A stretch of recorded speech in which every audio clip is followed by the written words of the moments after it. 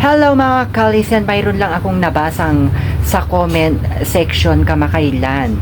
Ayan si 7G. Ang sabi niya, kayo po ba ang nag-viral dyan sa bakit po hinagis ang pusa ko? Bakit mo hinagis ang pusa ko?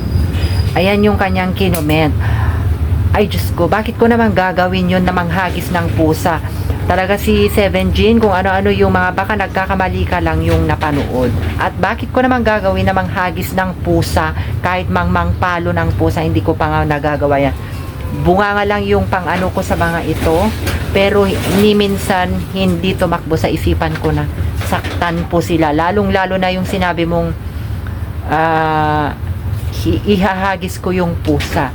Nagkamali po siguro kayo 7Gin sa pinasukang bahay na pinanood. So, hindi ako yung nag-viral yun. Oo. Titigan mo na yung aking mukha.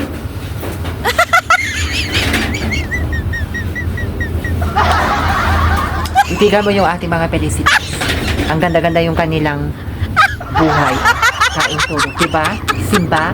Simba, oh. Tignan mo, pakayang-kayang lang si Simba, oh. Pakayang-kayang lang si Simba. Ayan. Tapos sasabihin mo sa akin, tatanungin mo kung ako yung nag-viral na ng hagis ng pusa. Ikaw talaga.